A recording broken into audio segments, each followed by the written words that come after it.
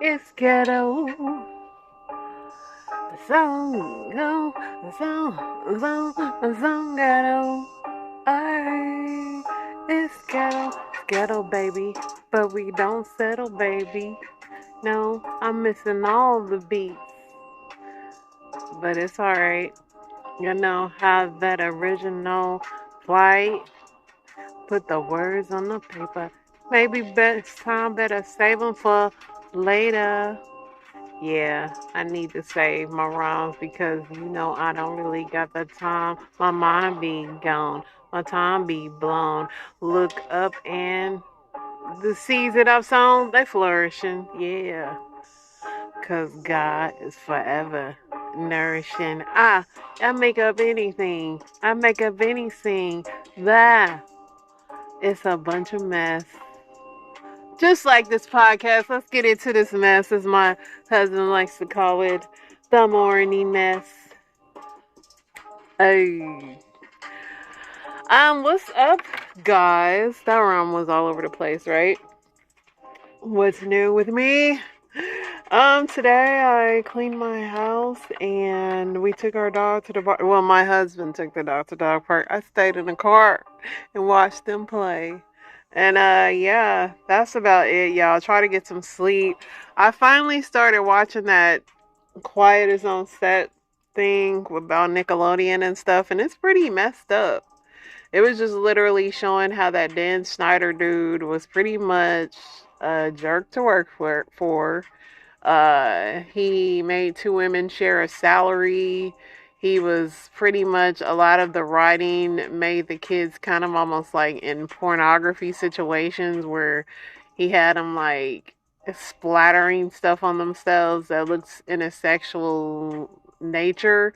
I mean, it's kind of, a lot of cartoons are like that too. If you really look at like SpongeBob and some of the stuff they be saying on there, it'd be like, is this stuff meant for kids? But yeah, they have all the subliminals and that stuff, and it was pretty interesting. But listening to it, it is like, I'm convinced that everybody that wants to work in Hollywood, something wrong with y'all. Because, not only do you have to deal with normal toxic behavior in normal corporate America, just imagine in Hollywood, it's on a whole nother level because you got to kiss a lot of butt just to stay on a job. You got to look a certain way, you got to present it. It's just a lot more pressure than the average Joe, where we could just show up to work and be like, I'm here. My hair might not be combed today. I got on a hat, but I'm here to do my job. Where in Hollywood, you have to do all these things and jump through all these hoops and be liked and be somebody's favorite. And it's just, I just want to be God's favorite. I don't want to do all the rest of that mess. It's just a lot. But yeah, it's interesting. I'm only on episode 2, so I'll watch some more and see what happens. But another thing is like a lot of the parents that knew their children were experiencing weirdness out there, they never pull them, and that's another thing about wanting that fame for your child so bad that you overlook so many red flags. They focus in on Amanda Bynes, and that girl's really messed up now. Like, she literally calls herself a totally different name, shaved her head, all kind of stuff. And this girl was like the the Nickelodeon sweetheart, and she just went cuckoo cow, and she was up under that Dan Schneider dude. And a lot of people were mentioning they were really close, and they were in a hot tub scene together, and these are all things he wrote. Meanwhile she's just a kid, and her parents just never found any problems with that. And now look at her. So it's kind of like, at what level do you sacrifice even your child for this so-called fame? Like, where you're just like, it's one thing, and that was one thing interesting that they said, that these kids were like 8 to 15 years old. And so not only are they there to be the cash cow for their families, they can easily, the whole adult child dynamic, they can easily be manipulated easily. Like, if you mess up, this is your big shot. Where like us normal people, it's like if you mess up, you get another job or whatever. You can do whatever. But like when you got your whole family, like depending on you, especially when you're a kid, I couldn't even imagine just the pressure. I guess that's what Beyonce was talking about when she said 16 carriages running away. I mean, she talked about having to support her family and all that stuff. I couldn't imagine. It's a lot. And shout out to the normal people that support their family, without any of the, that's supporting their family on that Burger King salary or whatever. I mean, you got to shout out the regular folks. So Trump is eyeing Marco Rubio as his potential VP pick. Sure. Elon Musk Neuralink shows his first patient is playing chess with his mind. Fun. Netanyahu tells Republican Gaza war will continue days after Schumer's speech.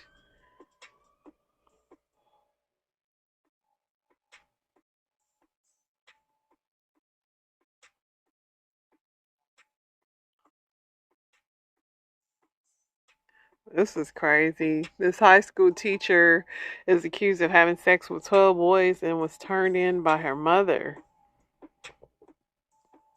High school teacher is facing numerous charges following allegations that she had sex with at least 12 underage boys. Authorities said Jaden Renee Charles was charged with 2 counts of grooming and 2 counts of aggravated sexual assault of a child. She was turned in by her mother. The grooming charges were brought by the police department, while the sexual assault charges stemmed from vaping. Investigation by officials said that the alleged acts began before the school district hired her as a school teacher. She has since resigned. So far, 4 of the victims have come forward, but police believe they could be up to 12. At this point in time, our investigation, we have 4 students that have come forward, and we have obtained warrants. I think we're going to add up several more. Her mama turned her in.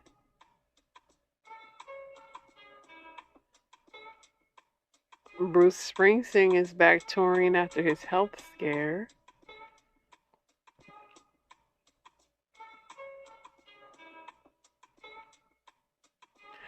A Georgia mom is arrested for allegedly encouraging her 7-year-old daughter to snatch a purse at a restaurant. Look at the pressure of this 7-year-old. Her mama got her freaking committing crimes. That's what I'm saying. The mom is accused of killing her 8-year-old daughter she said was possessed by spirits. Cray, cray.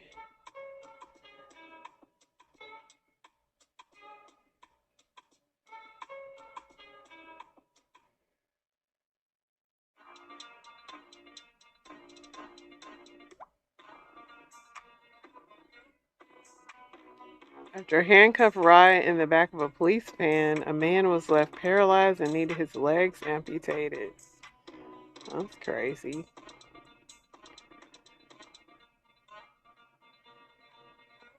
He was lying down in a grassy lot to ask what he was doing. I fell asleep, he responded.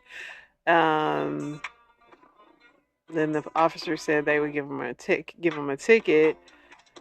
And he said, "You're going to write me a ticket?" And she said, "No, you're going to take a ride today. I've decided that you're going to actually go to jail today. For too many problems with you," she responded. "We're getting all kinds of complaints. Can't be doing this. You got tickets all the time. You don't care. You don't change your ways." Thacker then arrived at the scene in a police van, restrained and handcuffs at the front of his body using a metal belly chain, which restricted him in his arms. In the body cam footage, Thacker remarked that any crime should be a felony after a certain number of incidents. A year in jail would probably settle it, he added. Alcohol has been an issue throughout his life, but it never resulted in any violence. The officer drove in a reckless manner when he was placed in the back of the van at an unsafe rate of speed, and also had a hard stop where he was thrown forward and his head struck a metal partition, according to the suit in the video.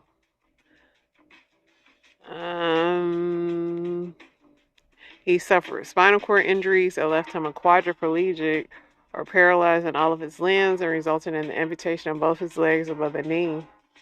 That's crazy. So now they gotta pay him. Hopefully they have to pay him.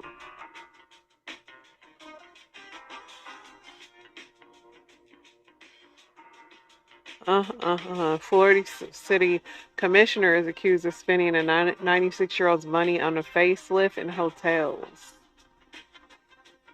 She was like, she didn't need that. The royals are learning to live with conspiracy theories. One thing about them people over there, they are some nosy people. Like, if Biden's wife was, like, sick, I feel like we wouldn't care that much. Like, I mean, the way they watch these people, like, it's crazy. It's just crazy. Maybe we got too much drama over here. They don't care.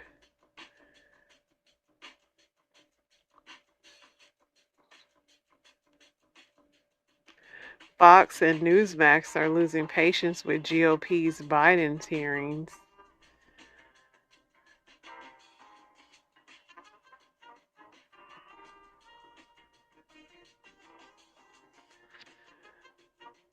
The traveler calls out Carnival Freedom Cruise. Yeah, due to it being cold. I already know that video.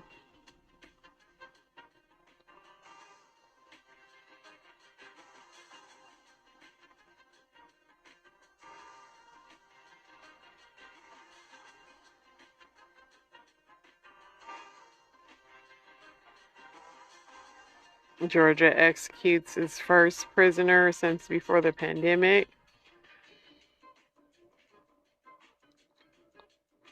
Wonder if it's the same hot air balloon crash, but one just crashed in Rochester, Minnesota.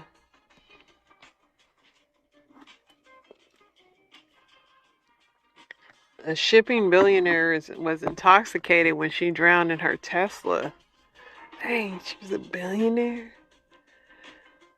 Shipping tycoon Angela Chow was drunk when she inadvertently reversed her Tesla into a pond and drowned last month at a Texas ranch. She died after dinner on February 10th in a group of friends at her estate. Her brother-in-law,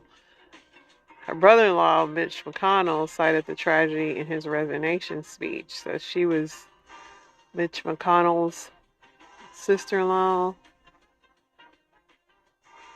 Dang. It must have been some good alcohol.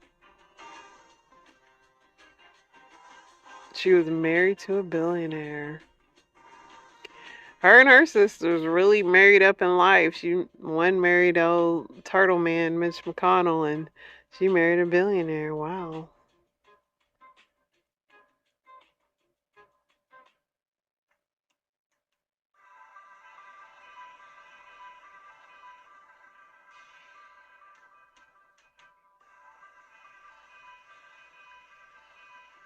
Republican senator receives death threats over anti-TikTok bill. Powerball winning numbers for March 20th drawing as the jackpot soars to $687 million. Let's see if you guys won. The winning numbers are 13, 22, 27, 54, 66 with a Powerball of 9. Listen, I hope these are my winning numbers. Or one of yours. It would be cool if one of my listeners won the Powerball.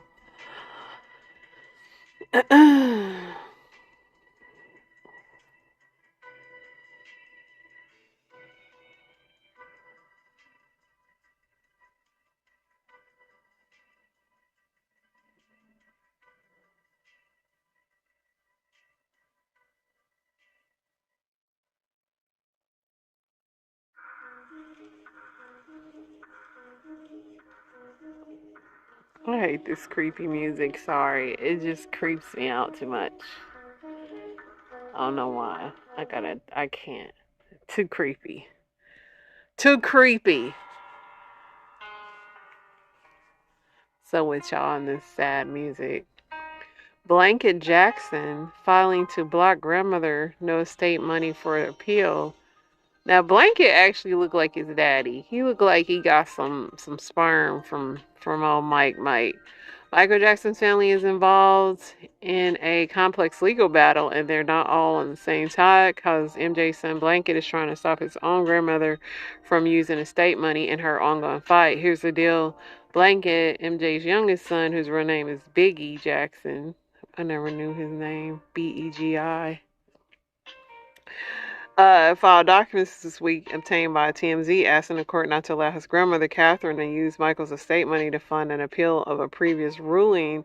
Basically, Blanket and his grandmother were recently working together to stop executors of Michael Jackson's estate from going through with a huge business transaction that they were very much so against. The docs don't say exactly what the transaction was. It's been shrouded in mystery throughout the saga, but based on recent reporting, it seems like it may be related to the deal the estate made with Sony to sell about half of Michael's music catalog for $600 million. Blanket explains he and his grandmother presented their arguments in the opposing deal, but ultimately the court ruled against them, seemingly bringing the legal issue to a close.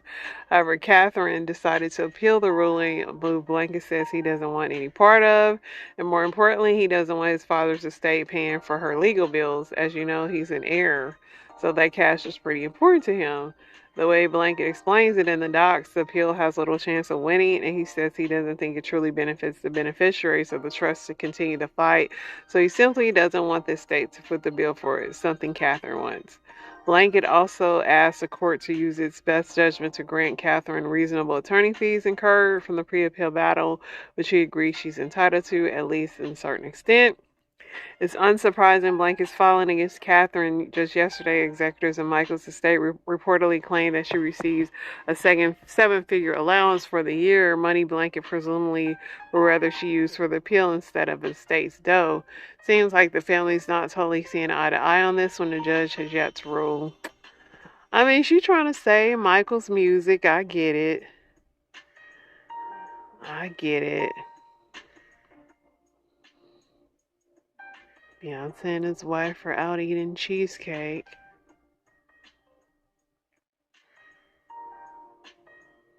Another real housewife has a DUI. Shocking.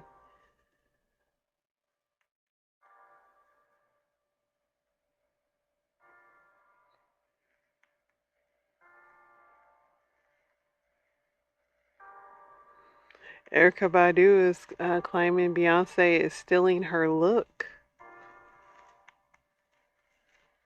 Beyonce saddled up and unveiled her alternate Cowboy Carter album cover art on Wednesday, and Erykah Badu is all fired up about it, thinking it's a full imitation of her, and no, she's not flattered. She's accusing Bey of copying her signature beaded bob hairdo without so much as a thank you, prompting Erykah to repost the image with a mockingly curious, to Jay-Z, say something, Jay. You gonna let this woman and these bees do this to me? In fact, the Beehive is so wrought up, Erykah switched from IG to X, where she urged Jay-Z to come to her rescue, posting, say something, Jay, you gonna let this woman and these bees do this to me? Tough position for her to put Hove in. After all, his wife's, that's his wife. It's interesting for Eric to sing it out on the hairstyle because Beyonce's alternate Cowboy Carter album cover has a lot of happening. The singer poses in the buff, only covered in a sash with Act 2. And I can't never say that girl's name, her cousin, stamped across the front. Yeah, Erica's laser focused on that hair. This isn't the second time she targeted her last year for a hat that she wore. I mean, listen, everybody has some distinct styles, but that braided look is not invented by Erica. Sorry to say, but they just not. Drake Bell is still him and Drake and Josh who had the show. People were assuming he didn't say nothing to him in his defense, but Drake said Josh did reach out to him, guys.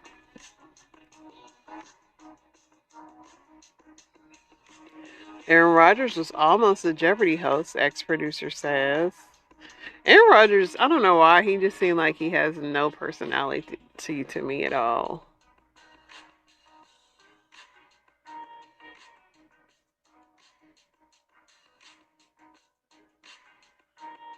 Alright.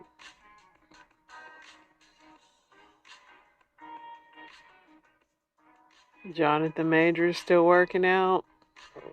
It's something about Jonathan Majors that he does seem like he seemed like he musty to me, and I don't know why. It's something maybe because he's always working out and shirtless or whatever. But he seemed like I don't know, it's a little bo or something. Something ain't right. Let's see. The husband of Selling Sunset star Kristen Quinn arrested for assault after allegedly striking their minor son in a domestic incident. I've really never watched this show, but yeah, if you're interested in that. The complex dynamic of success and romance. Do successful women intimidate men? As society evolves, women have increasingly become the epitome of independence and self sufficiency, adept at providing for themselves and their loved ones. The shifts has also been, I mean, listen, my husband doesn't mind me being successful, but I've dated some guys that did not like you to make more money than them and stuff. It did intimidate some people.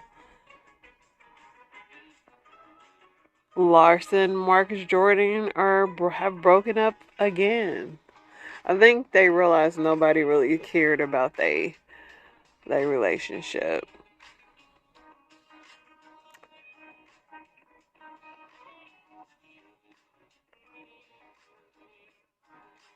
Then this Young Thug trial that's still going on. A witness claims he was too high to testify during the trial. He like, yo, I ain't even gonna hold y'all. I'm too high for this. Modern relationship debate. Is it okay for your man to go to the strip club? Luckily, my husband does not like strip clubs, so even still, I wouldn't want him going, but he don't like them, so there's that.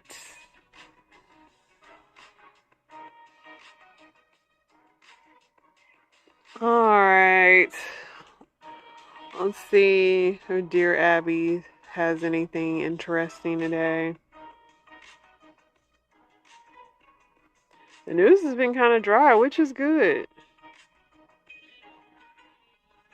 Dear Abby, I caught my husband chatting with his high school sweetheart. I just found out my husband has been texting with his high school sweetheart for 3 years. He contacted her and shares all day-to-day activities like our vacations, news, dogs, blah, blah, blah. She lives 2,500 miles away. She's divorced, retired like us, and has children and grandchildren. I snooped and read his email. I could tell by her responses that she's being polite. I don't understand why he contacted her after so many years and why he shares everything with her as we have a close relationship and share everything. He did mention a year ago that he was in touch with her. I didn't think much about it then, but now I know how long it's been. I'm wondering why. Why don't you ask him? Dear Puzzle, what's happening could be innocent or it could be crossing a line. You will never know until you discuss with your husband. Duh. I mean, maybe he don't have no friends. Maybe that's why. Dear Abby, I recently started planning my wedding. Half the friends I want as bridesmaids are very conservative. They think sex is sacred and should be talked about only discreetly, not joked about, mentioned on TV, etc. I used to hold similar views, but I no longer do. Neither do other half of my bridesmaids. My dream bachelorette party is the kind you see in movies, a group of girls going out on the town, getting tipsy, maybe a little stupid, nothing dangerous with sexy games, yada yada. Should I split the guest list? I mean, just ask them, do they want to come? It's very simple. I've been to bachelorette parties with so-called prudes, and they be the main ones doing the most. So they said, yeah, split the guest list.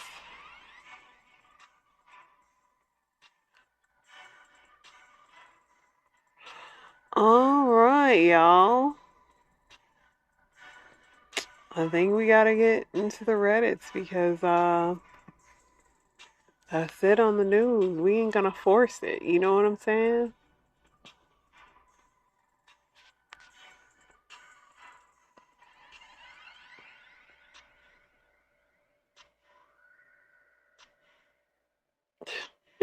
Right off the gate, what's the most annoying thing about a wiener? I don't really care because I don't have one.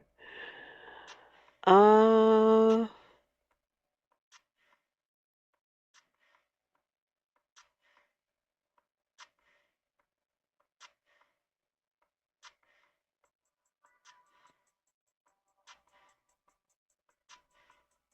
if you magically obtained millions of dollars in cash, how would you deposit it without causing suspicion? Easy. Dress like a bum like I do now and just go to the bank. I probably go to the bank at like a really random time where there's hardly nobody there. Somebody said this is called money laundering. You set up a business that reasonably takes cash and you report the millions making money than it does, and you can funnel the money through the business. Big illegal operations will usually have several money laundering fronts. Oh, so y'all trying to do it without the man noticing? Mm. The Chinese restaurant next to the turnpike entrance that's always open but never has any cars. Yeah. Don't deposit it. Spend it wherever you can on household goods, buy stuff in shops and cash like the good old days. Wonder how long it'd take to buy a million, spend a million. Just don't buy any cars, boats, or real estate. Basically, anything that is deeded or titled. Car, boat, RV dealers have to fill out a form and send it to the IRS, that even if you pay cash. Too many cars too quickly would trigger an audit, but you can certainly pay for a massive home remodel. Nobody at the county permit office asks how remodel is financed. Maybe that's what you do, or like put, have somebody else get a house and then, yeah, remodel the heck out of that. Hey, this is the more you know, You want to keep the man out of your. We win the lottery, we need to know how to do this, y'all. You don't just keep it dry, enjoy your forever supply of grocery money, go out to eat, buy normal stuff like shoes and jeans whenever you want, get an extra guac with queso. In America, any cash transaction over 10,000 is automatically flagged and a report is sent to FinCEN.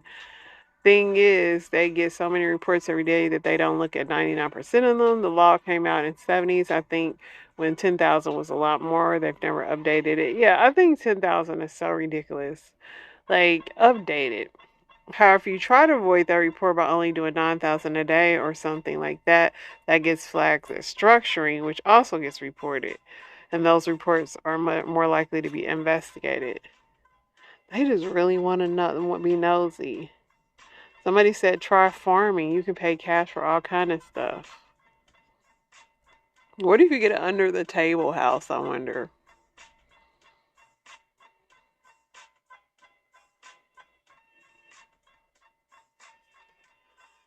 If it's illegal money, keep it under your mattress and spend it little by little so as to not raise suspicions and look for a way to launder it. If you obtain it in a legal way, you'll have no problem in justifying its origin and being able to deposit it in the bank. So we talking about illegal money here.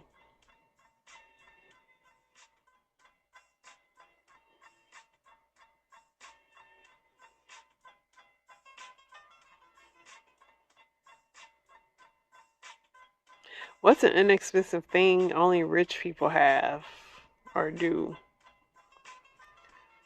A little floater on their boat keys. Post says inexpensive. Half of these are freaking expensive. Lower interest rates on loans. Banks rush. Yeah, they don't. Rich people really don't get late charges and all that.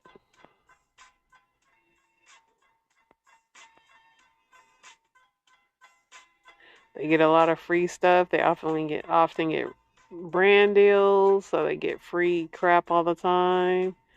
Yeah, just for being famous, you can get all kind of free crap. Access to all events. The life of a rich man. Somebody said Grey Poupon.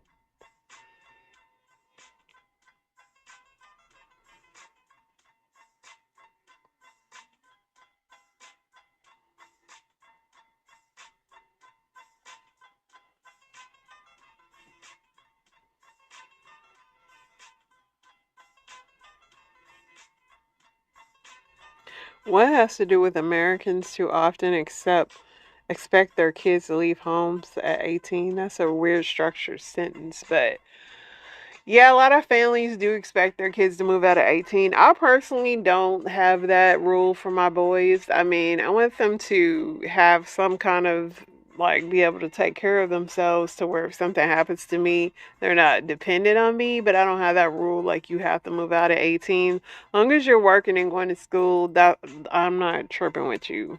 My oldest did not move out until he was like 25. So, and that's only because he stopped working, and I was like, oh, it's time for you to move out. You must be rich.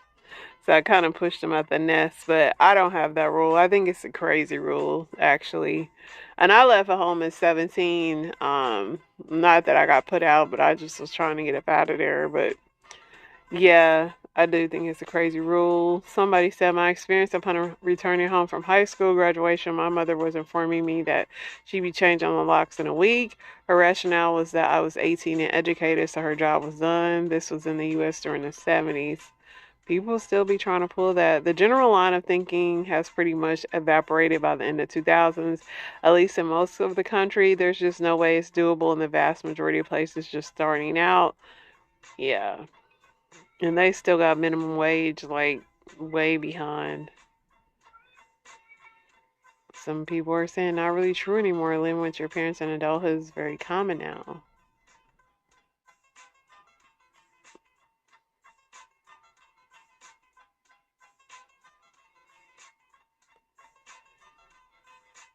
Oh, yeah.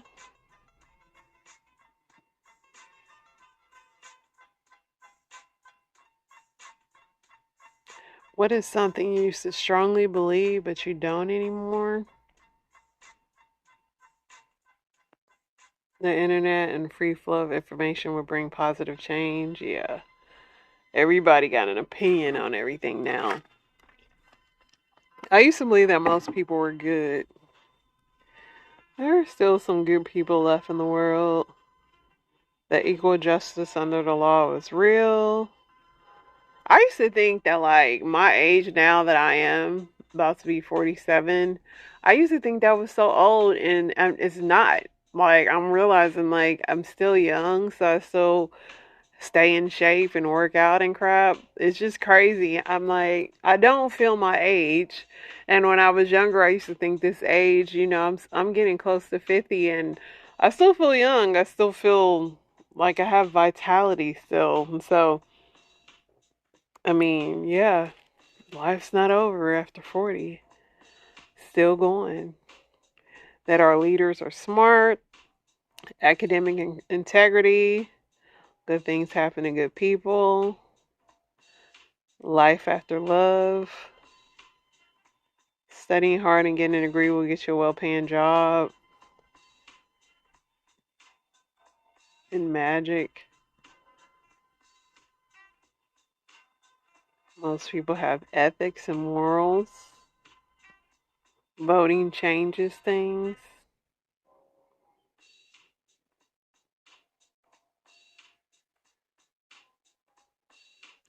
In the past, something must have happened to our ancestors for centuries to make us instinctively clench our butts when something scares us. What are similar evolutionary traits that must have funny backstories? Our ancestors had a thing for comfort food. After a stressful, tough day of hunting and gathering, they went for hearty meals like mammoth steaks and roasted roots. Those who savored every bite weren't just satisfying their taste buds, they were replenishing their energy reserve for the challenge ahead. Fast forward today, when we're feeling low or stressed, nothing hits the spot like a plate of comfort food. So, yeah, I miss me some potatoes. It's thought that sense of humor has a deeper backstory. Amidst the daily struggles for survival, one clever individual discovers the power of laughter to alleviate tension and foster social bonds.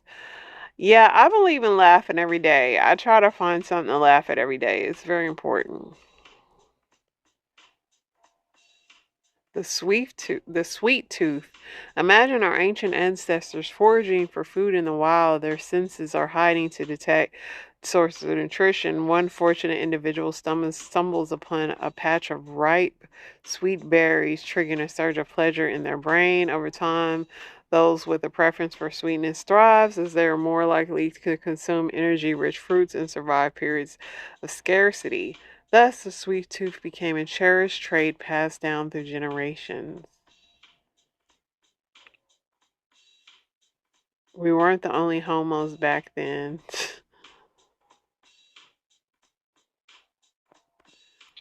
Alright. Somebody said cold shrinking your penis. Let's get into Am I the A-hole? This is weird.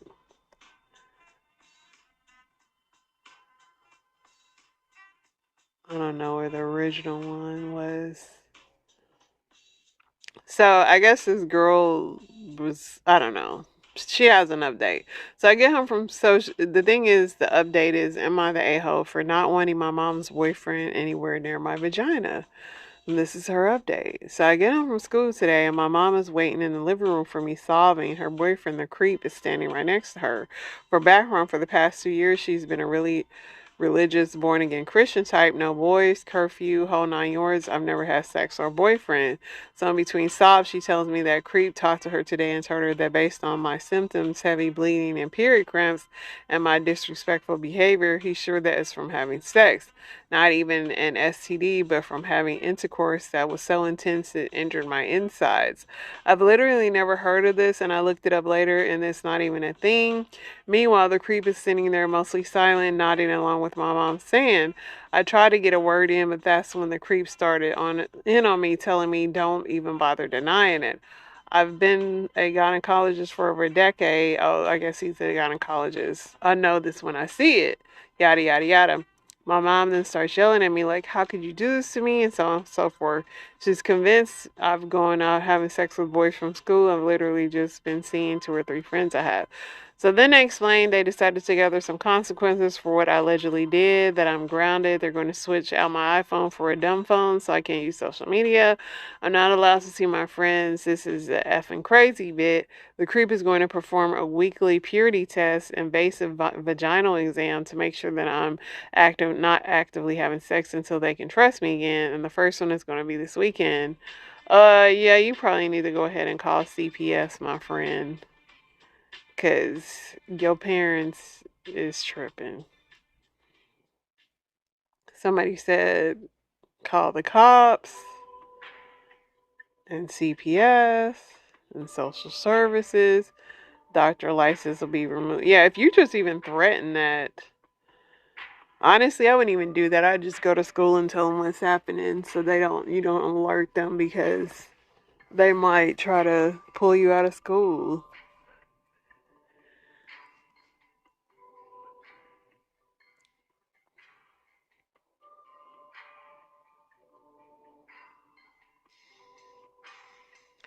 Am I the a-hole for ghosting my fiance after she called the police on me and lied? I just need to place a vent about what happened recently and seek advice on how to move forward. Me, I'm 28, man, and my fiance is 25. We got engaged 2 weeks ago. Been getting together for 5 years. 3 weeks ago, I came home from work exhausted. When I came home, I saw her and her friend Mike sitting at the dining table. I went over to my girlfriend, kissed her on the cheek, and dapped on Mike. I didn't really think too much about him being there. I know him really well, and he's known my girlfriend since they were little kids. I just asked if he wanted a beer or something, but he refused, stating that he was there to talk to me. I was confused at first, but when I looked at their serious expressions, I knew it was something serious. I grabbed a beer from the fridge and sat on the table as well. They started talking about how close me and Mike were getting over the last years and stuff. I just sat there flabbergasted. I didn't understand what they were trying to get at. I think me and Mike were sort of social buddies if we were both attending some games together, blah, blah, blah. My girlfriend asked me if it was okay if Mike could stay over for a few weeks since he recently got fired and evicted from his place. I told them, of course he could stay, and da da da. The first week, things weren't bad. He just kept to himself, did chores. I asked him if it was fun having someone in the house to watch basketball with. After that first week, things took a massive turn. I started seeing empty beer cans everywhere, his dirty socks stuffed into our couch. I confronted him about it, but he just apologized to me and said it wouldn't happen again. I told my fiance, but she told me to cut him some slack. I started seeing dried up vomit on our toilet seats, and that's when I suspected he was an alcoholic. I started seeing empty bottles of rum, whiskey, yada yada. My fiance couldn't less either, and that she couldn't care less, and that made me mad even more. 5 days ago, I came home from work, and my apartment reeked of alcohol. I just lost it. I stormed to the guest room and found him drinking a beer on the bed. I just went off on him. My girlfriend came over and tried to calm me down, but I didn't budge. I told him he has 2 days to clean my apartment and to get out, otherwise I was going to call the cops on him. I guess he didn't like what I said. He just got off the bed and charged at me. All I remember is him ramming me into the wall behind me and hitting my head against a sharp object. The next thing I know, I see an officer pointing a flashlight at my face. I asked him where Mike was, and he told me he was in the safe place where I couldn't hurt him. He and another cop grabbed me off the floor and dragged me outside. I saw my girlfriend and Mike talking to a cop. At this point, I'm fading in and out of consciousness. When she looked at me being escorted down the stairs like a rag doll, I wanted to tell her something, but my head just hurt too bad to form a sentence. I got put in a cop car and was driven to the station and put in a holding cell. A cat asking them why. All they responded with was, I have a right to remain silent. I remember just sitting in a cell with my head feeling like it was going to explode any second while trying to make sense of what just happened. I remember dozing off and at some point being woken up by a cop. He told me I was lucky they didn't press charges on me and I was free to leave. My headache felt much better at this point, so I could actually form sentences. I asked them to explain to me what happened. They told me they received a phone call from my fiance claiming I was drinking again and got really violent, and her friend had just subdued me to stop me from hurting her. I was so confused, like who was drinking and who got violated. He just told me the same story again. I was beyond mad. As soon as I got my phone back, I texted my dad to come pick me up and to drive me to my apartment. He tried to pose questions as to why I spent the night in jail, and I just told him to drive me home. I'll explain later. Once there, I just stormed upstairs to see if my door was unlocked, and to my surprise, it was. And my now ex-fiance was sitting on the couch. I could tell she had been crying since her mascara was running down her face. She jumped up and tried to hug me, but I just pushed her off, and she told me to get the F out of my apartment. She tried begging and pleading, but I told her to shut up, and I packed a few essentials to get out. She left after begging a bit more. I immediately called from work claiming I had an injury and got dispatched to the hospital. The whole day seemed like a fever dream to me. Nothing made sense. Why did my fiance lie to the cops? That's all I thought about all day. She tried calling me a million times, but I kept trying to ignore it until I just couldn't hold back anymore. I picked it up and told her to explain everything. She ended up telling me that after Mike knocked me out, they both started to panic. She was scared of calling the cops on Mike since he already was on probation. She told me in the heat of the moment she made a stupid decision to claim that I tried to attack her and Mike protected her. She texted me all kind of apologies, yada yada.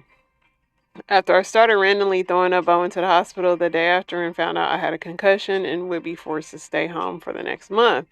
I'm beyond hurt by this. Why would she choose her friend over me? Why did she try to ruin my life and save her friends? She tried coming over several times a day, but I never even dared to answer her. I blocked her on everything, but today I got a text from her mom claiming she tried overdosing on painkillers yesterday and was in the hospital. All she wanted was to see me again. This made me sort of regret ignoring her. I haven't responded to her mom or anyone for that fact. The only person besides those involved who know are my dad and my mom. I'm really conflicted. On one hand, I feel like murdering her for what she did, but on the other hand, I still love her and feel like she made a genuine mistake.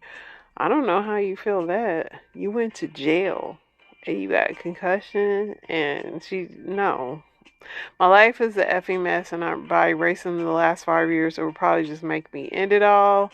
Dude, just go to therapy. That girl's no good for you. Anybody that lands you in jail, especially lying on you, I don't want to see the love of my life being buried over me ignoring her. She'll be fine. She slept fine when you went to jail. I don't want to force my poor mother to be my caretaker for a month. I feel like my fiance's responsibility now. I'm so done with everything. I'm literally glued to bed all day, and my laptop phone are the only things keeping me sane. What should I do? When Mike injured your head, they should have called an ambulance. By delaying your medical care and then delaying it further by lying to the cops and sitting you in jail, they could have ended your life. And your month-long bed rest could be the result of not getting immediate care. Head injuries are no joke. I would be getting her to admit everything via text and pressing charges. Also, if you're arrested, there's not an arrest record. That's what I'm saying. You should be focused on that. Hands up. Who thinks she's effing Mike? Right? A lot of people think she's screwing Mike. Not the a-hole. You did not make her suicidal. Sorry, had to make that clear first. She made herself suicidal. Her choices made her suicidal. Her choosing an alcoholic who is on probation for crimes. You're not responsible for her choices. You deserve someone who will choose you. That's fact. Always pick somebody that's choosing you. All right, that was long, so let me read one more.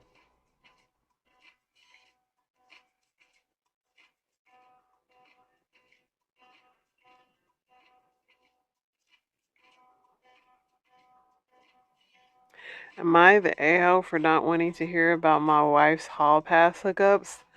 My wife came out as bi recently. She said she needed to explore it and asked her for a hall pass until she figured it out. I said, fine. She was out of town over St. Patrick's Day weekend and hooked up with someone. I know this because she called and texted me to say how amazing it was. She also sent me photos, clothed, thank God, of her and this random other woman.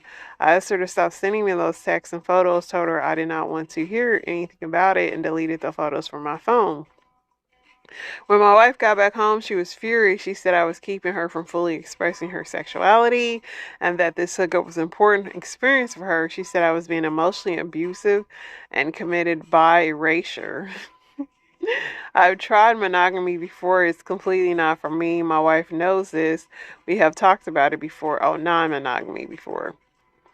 I believe her when she says it's important to explore the side of herself. That's why I said fine, but I also don't want to hear her gushing about how much she loves sleeping around while I'm at home with the kids. But it is important to her. I don't know who's in the wrong here. P.S. Please do not give me legal advice or share your divorce stories or try to talk me into liking non-monogamy or recommend therapy. I know what my legal options are. I know the practical steps. I would have to exercise those options. And I know that there are other steps. If you did something that worked for you, great. If you did something that didn't work for you, I'm sorry. And my wife and I have been in couples therapy for a while, and our therapist is useless. Yeah, your therapist sucks. She said to use I statements and buy 2 copies of a book about non-monogamy. Truly loving the sheer volume of personal insults I'm receiving here. Keep them coming. There's always more room on the block list. Might make for an interesting project to pile up. You need more boundaries. Comment every F you for blocking me. Listen, man. Your wife's exploring her life and you agree to it, so, and you don't want no advice, so why you put it out here? So let her have sex with someone else, but set a reasonable boundary of not wanting to hear about it. And she's painting you as a bad guy. Dude, run. You'll never get enough. Yeah, I mean, clearly he should leave, but he seems to be liking it. He says don't tell him to get a divorce. He must like it. Somebody says she's emotionally abusive to you. Time to consider leaving the marriage.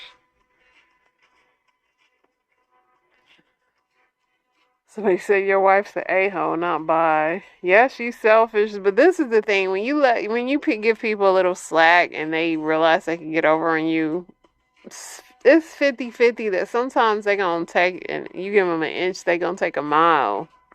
That's why you don't even want to play those games, because some people love to have their cake and eat it too. And then when you want to stop doing that, and then the manipulation, when she said by erasure, but I'm going to say bye. Bye for now. Listen, y'all keep yourself prayed up. Stay encouraged. I'm praying that over y'all. Pray that for me. We got this thing called life. God is able to do exceedingly and abundantly above all that we asked for. So just stay encouraged, y'all. That's my goal, to keep encouraging y'all. And y'all stay strong. Peace.